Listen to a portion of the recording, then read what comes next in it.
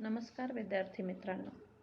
आतापर्यंत आपण राजकीय पक्ष म्हणजे काय, राजकीय पक्षाची ठळक वैशिष्ट्ये आणि पक्षपद्धती, पक्षविरहित लोकशाही, भारतातील पक्षपद्धतीचे बदलते स्वरूप यांची माहिती घेतली.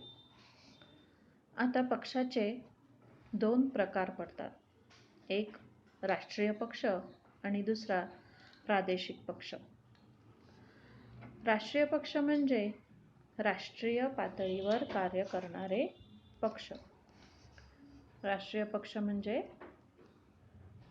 राष्ट्रीय पातळीवर जे कार्यरत असतात आणि प्रादेशिक पक्ष म्हणजे राज्य पातळीवर प्रभावित असणारे पक्ष. निवडणूक आयोग संविधानाने निश्चित केलेल्या निकषांच्या आधारे पक्षांना राष्ट्रीय पक्ष व प्रादेशिक पक्ष म्हणून मान्यता देतात आणि निवडणूक आयोगच पक्षांना निवडणूक चिन्हांचे वाटप करतात. मग राष्ट्रीय पक्ष म्हणून मान्यता मिळवण्यासाठी कोणते निकष आवश्यक असतात?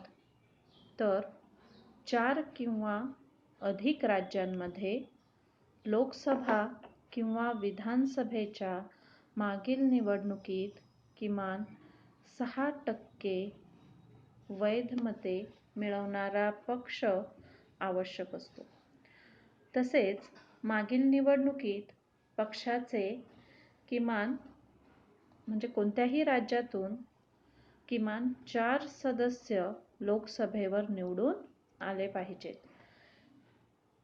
हे निकष आहेत. किंवा एकूण लोकसभा मतदारसंघांच्या किमान 2% मतदारसंघामधूनच तसेच किमान 3 राज्यांमधून उमेदवार निवडून येणे आवश्यक असते. ज्या राजकीय पक्षाने हे निकष पूर्ण केलेले आहेत त्याला राष्ट्रीय पक्ष म्हणून मान्यता मिळते. म्हणजे 4 किंवा अधिक राज्यांमध्ये लोकसभा किंवा विधानसभेच्या निवडणुकीत 6% मतं मिळालेली आहेत. तसेच कोणत्याही राज्यातून किंवा राज्यांमधून 4 सदस्य हे लोकसभेवर निवडून आलेले आहेत असा पक्ष राष्ट्रीय पक्ष असतो. किंवा एकूण मतदारसंघांच्या 2% मतदारसंघांमधून म्हणजे जेवढे मतदारसंघ आहेत त्यांच्या 2% मतदारसंघामधून किमान 3 राज्यांमधून उमेदवार निवडून येणे आवश्यक असते. आता दुसरा प्रकार आहे पक्षाचा, तो म्हणजे प्रादेशिक पक्ष. मग प्रादेशिक पक्ष म्हणजे काय? तर राज्य पातळीवर प्रभावी. राष्ट्रीय पक्ष हा राष्ट्रात प्रभावी असतो. तर त्याच्यासाठी निकष कोणते आहेत? लोकसभा किंवा विधानसभेच्या निवडणुकीत किमान 6% मतं मिळवणं आवश्यक आहे आणि 2 सदस्य विधानसभेवर निवडून येणे आवश्यक आहे. किंवा दुसरी अट म्हणजे विधानसभेच्या एकूण सदस्य संख्येच्या किमान 3% जागा किंवा किमान 3 जागा प्राप्त करणे आवश्यक आहे. हे कुठं? विधानसभेवर. आणि राष्ट्रीय पातळीवरच्या पक्षाला काय आहे? लोकसभा मतदारसंघ म्हणजे लोकसभेच्या निवडणुकीमध्ये 2% मतदारसंघातून 3 राज्यांमधून उमेदवार निवडून येणे आवश्यक असते. तर ह्या अटींची पूर्तता जो पक्ष करेल त्यांना राष्ट्रीय पक्ष किंवा राजकीय पक्ष म्हणून मान्यता मिळवता येते. आता इथे भारतातील राष्ट्रीय पक्ष दिलेले आहेत. पक्षाचं नाव आहे, त्यांचं स्थापना वर्ष आहे, त्यांना निवडणूक आयोगाने प्रदान केलेलं निवडणुकीचं चिन्ह आहे आणि पक्षाची धोरणे किंवा माहिती आपण ज्याला म्हणू शकतो अशी इथं दिलेली आहेत. तर आपण त्यांचा अभ्यास करणार आहोत. सर्वात प्रथम भारतीय राष्ट्रीय काँग्रेस, आता आपण ज्याला पक्ष कार्यक्रम म्हणतो किंवा त्या पक्षाचं धोरण म्हणतो की या पक्षाला आपण मत का द्यायचं, तर तो त्यांच्या विचारसरणीनुसार वाटचाल करणार आहे. जर आपण त्याला निवडून दिलं तर तो आपल्यासाठी ह्या योजना राबवणार आहे हे आपणास समजून येते. तर पहिला पक्ष आहे भारतीय राष्ट्रीय काँग्रेस. 1885 साली भारतीय राष्ट्रीय काँग्रेसची स्थापना झाली. स्थापनेच्या वेळी काँग्रेस ही सर्वसमावेशक स्वरूपाची राष्ट्रीय स्वातंत्र्यासाठी प्रयत्न करणारी चळवळ होती. त्यामुळे त्यात विविध विचारसरणीचे गट एकत्र आले होते. स्वातंत्र्योत्तर काळात काँग्रेस एक सर्वात प्रभावी पक्ष म्हणून आकारास आला. धर्मनिरपेक्षता, सर्वांगीण विकास, दुर्बल घटकांसाठी आणि अल्पसंख्याक वर्गासाठी समान हक्क, व्यापक समाज कल्याण हे या पक्षाचे सुरुवातीपासूनचे धोरण आहे. त्यानुसार या पक्षाने अनेक कार्यक्रमही राबवले. लोकशाही, समाजवाद, आंतरराष्ट्रीय शांतता व सामाजिक समता यावर या पक्षाचा विश्वास आहे.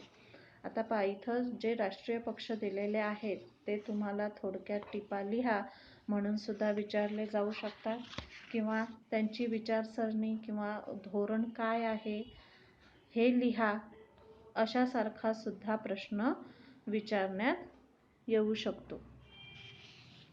तर भारतीय राष्ट्रीय काँग्रेसची स्थापना कधी झाली? 1885 साली. म्हणजे ज्या वेळेस ब्रिटिशांचं आपल्यावर राज्य होतं त्यावेळेसच काँग्रेसची स्थापना झाली होती.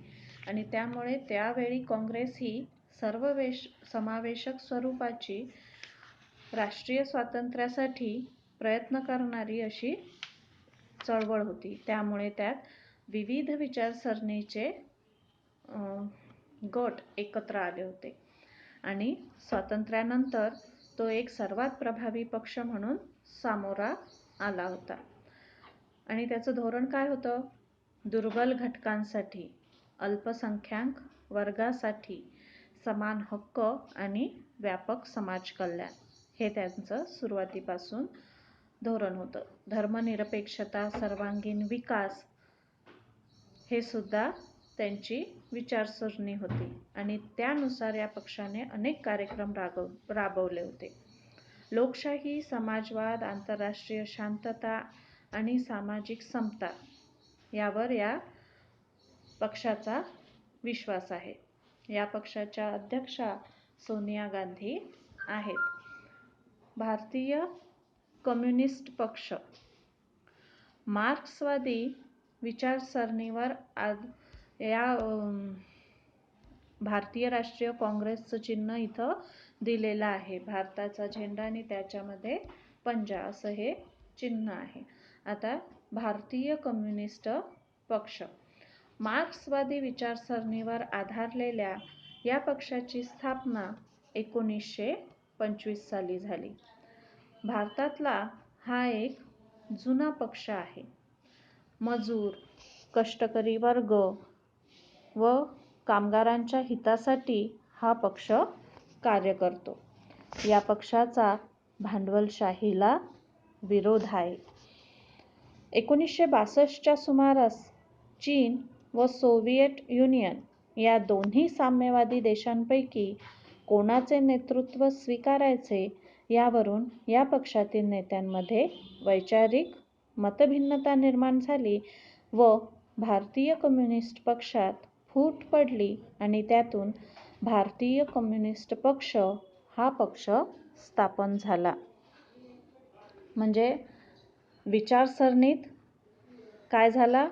फरक पडला. त्यामुळे पक्षात फूट पडली आणि त्यातून नवीन पक्ष उदयास आला, भारतीय कम्युनिस्ट पक्ष मार्क्सवादी.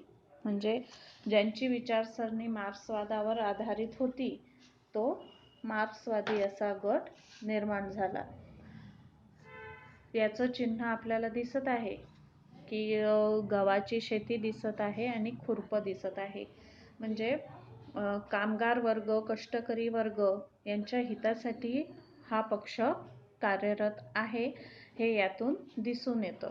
आणि मार्क्सवादी लोकांचा भांडवलशाहीला विरोध आहे. साहजिकच त्यामुळे या पक्षाचाही भांडवलशाहीला विरोध आहे.